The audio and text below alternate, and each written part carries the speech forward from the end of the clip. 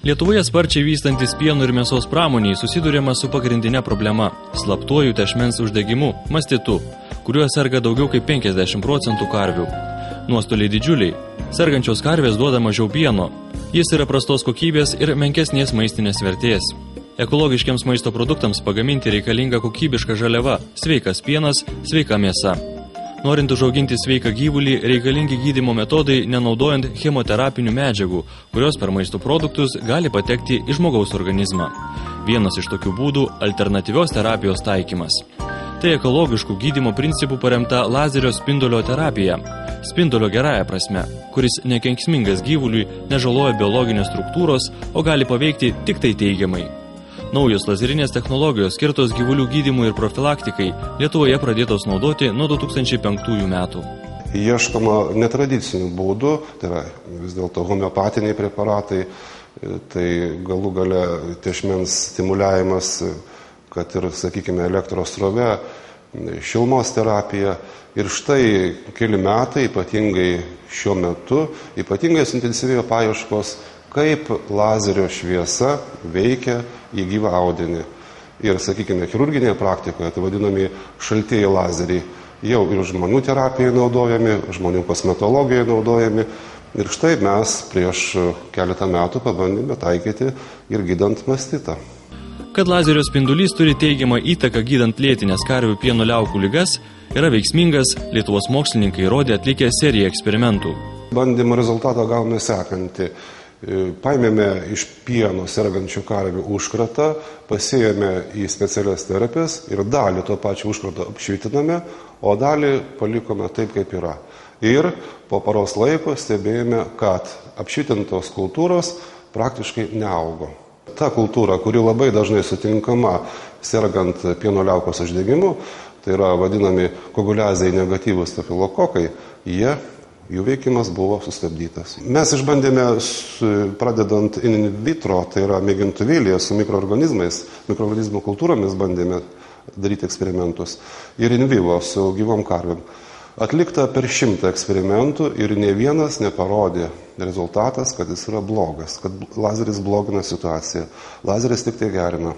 Tai yra pieno kokybė sprendžiama pagal jo sudėtį, pagal pieno sudėtį. Ir pieno sudėtis ženkliai gerėja ir pagal mikroorganizmų, sakykime, raidą galima spręsti, kad mikroorganizmus veikia žudančiai lazerio spindulys. Eksperimentus atlikome prieš 2 metus, remiantis mūsų duomenimis, apšvitinome lazerio apie 100 karvių, ne vienos karvės sveikata nepablogėjo. Tai yra, po švitinimo praėjus maždaug 3 savaitėm, 21 parai, radome, kad visų karvių pienas ženkliai geresnis negu prieš švitinimą. Ta gali patvirtinti beje ir prižiūrėtojai, tiesiogiai dirbantys su gyvuliais.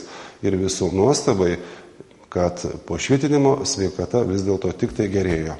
Mokslininkų ir gyvulių prižiūrėtojų teigimu, eksperimentais atliktais Lietuvoje, gydant karvių lėtinį pieno liaukų uždegimą lazeriu, pasiekima daug geresnių rezultatų nei gydant antibiotikais. Išvengiama ne tik neigiamų medikamentų poveikio, bet ir lazerių stiprinant imuninę sistemą išgaunamas pageidaujamas результатас be gyvuliui нейгиму посекмю.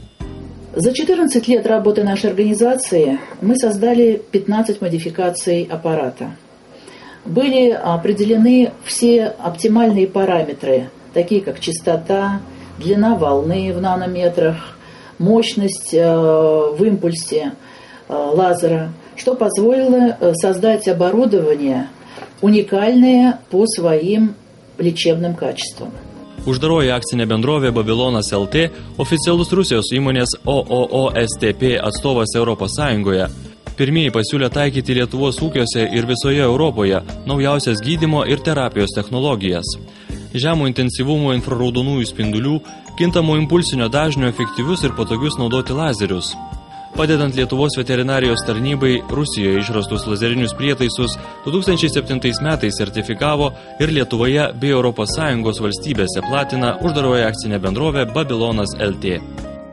Mes turime 2 lazerio modelius. Pirmasis modelis yra STP99, jis skirtas stambiem ūkiam ir daug dideliam gyvulių skaičiui apdirbti. Ir antrasis lazeris STP9, skirtas smulkiem ūkininkam, smulkiom gyvūnėlių klinikom, kadangi skiriasi jie to, kad galingesnis lazeris turi 6 lazerio galvutės, kaip mes matome, o lazeris STP9 turi 1 lazerio galvutę. Firmos STP išrasti lazeriai yra didelio galingumo, o impulsinis dažnis svyruoja nuo 20 iki 2000 Hz. Lazerio spindulio prasiskverbimų gylis viršė 70 cm. Lazerių švitinama nuo 1 iki 6 minučių, priklausomai nuo ligos sunkumo, o gydymo trukmė tęsiasi nuo 3 iki 10 dienų. Visų pirma, lazeris